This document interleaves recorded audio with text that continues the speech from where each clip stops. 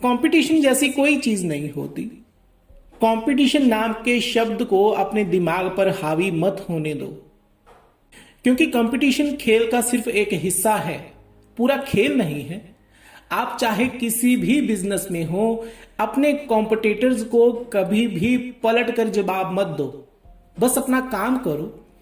जैसे ही तुमने अपने कॉम्पिटिटर्स पर ध्यान देना शुरू किया, वो तुम्हें और नीचे गिराने के लिए चालबाजियां करेंगे। अपने कॉम्पिटिटर्स को गलत साबित करने की कोशिश मत करो। ऐसा करने से एक तो तुम्हारी एनर्जी वेस्ट होगी, दूसरा सवाल तुम्हारी इमेज पर उठेगा। इसीलिए जो तुम्हारे कॉम्पिटिटर तुम्हारे बारे में बोलते हैं, सोचते हैं, अच्छा या बुरा, उन बातों को हंसकर टाल दो, लेकिन याद रखो उनकी बातों का जवाब अपने काम से दो। ऐसा करने से तुमसे नफरत करने वाले तुमसे कैसे बदला लिया जाए, ये सोच सोचकर अपना दिमाग खराब करेंगे। बहाने से तुम्हें गालियां देंगे, अपना गुस्सा निकालेंगे, और हो सकता है तुम्हें वो अपनी कोई कमजोरी भी बता दें। कॉम्पिटिटर्स कई तरह के होते हैं। कुछ वो जो आपके बिजनेस पर छुपकर वार करते हैं, वो सीधा सीधा आपके सामने नहीं आते। कुछ वो जो ओपनली आपके सामने खड़े होकर आपसे कंपटीशन करते हैं, वो सही होते हैं। कुछ ऐसे जो आपकी हर हरकत पर नजर रखते हैं लेकिन बोलते कुछ नहीं, और कुछ अपना काम खुद नहीं करते, अपने जासूसों से करवाते हैं, या खुद ही अपना नाम बदलकर इस्तेमाल करते हैं, और कुछ अपनी पाली हुई बंदरों की फौज के सामने तुम्हारी बेइज्जती करते हैं, कुछ पल के लिए खुश हो लेते हैं। कभी मत भूलना, खुद से कभी भी किसी के कॉम्पिटिटर मत बनो।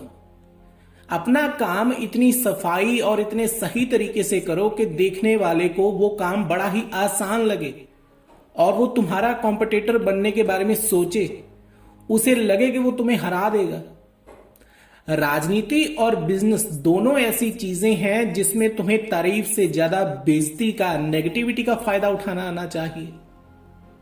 अगर तुम अपने बारे में फैलाई हुई हर अफवाह को सीरियसली लेने वाले इंसान हो, तो राजनीति और बिजनेस में कामयाब होने का ख्याल छोड़ दो।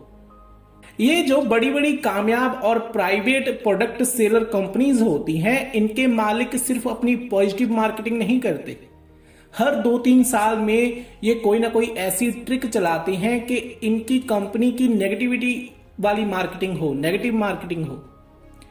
नेगेटिव मार्केटिंग से किसी भी कंपनी की लोगों के दिमाग में इमेज जो होती है, इनके ब्रांड की इमेज, उसको क्लियर करने में वो हेल्प करती है।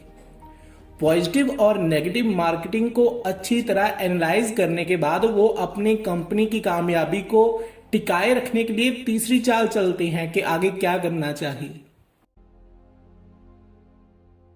एक चीज और है, अगर आप किसी बिजनेस में हैं, आप जिंदगी में कुछ भी सीख रहे हैं, कुछ भी कर रहे हैं, जिस गुरु से तुम सीख रहे हो उसकी जिंदगी के बारे में कुछ भी जानने की कोशिश मत करो, वो तुम्हें कोई फायदा नहीं देगा। सिर्फ अपने काम से मतलब रखो। हाँ, अगर आपका टीचर, आपका गुरु, आपको सिखाने वाला खुद अपनी जिंदगी के बारे में कुछ बताना चाहता है, अपना एक्सपीरियंस आपके साथ शेयर करना चाहता है, तो जरूर सुनो, वो अलग बात है। गुरु सिर्फ किसी व्यक्ति विशेष को नहीं कहते, कोई किताब भी आपकी गुरु हो सकती है, किसी की कहानी आपको इंस्पायर कर सकती है, कोई विचार आपका गुरु हो सकता है। तो गुरु का तो कोई भी चेहरा हो सकता है। बड़ी पुरानी कहानी है, किसी जंगल में सुमेरनंद नाम के एक ऋषि तपस्या करते थे। जीवन भर अपने शिष्यों को ज्ञान देने के बाद भी उनके अंदर से ज्ञान की भूख खत्म नहीं हुई थी। वो कुछ ना कुछ सीखते रहते थे। वो अपने आसपास के वातावरण से ज्ञान खोजते रहते थे। एक दिन वो वृक्ष के नीचे बैठे आकाश की ओर देखने लगे। पक्षियों का एक झुंड कतार में उड़ता हुआ जा रहा था। उस झुंड में जो पक्षी सबसे आगे था, उसके मुंह में रोटी का एक टुकड़ा था, और उस टुकड़े को छीनने के लिए बाकी के पक्षी उस आगे वाले पक्षी को चोंच मार मार कर जख्मी कर रहे थे। उस पक्षी की चोंच से रोटी का टुकड़ा गिरा और रास्ते में ही उसे एक दूसरे पक्षी ने अपने मुंह में भर लिया। अब वो झुंड इस पक्षी की ओर आ गया और इसे चोंच मारने लगा।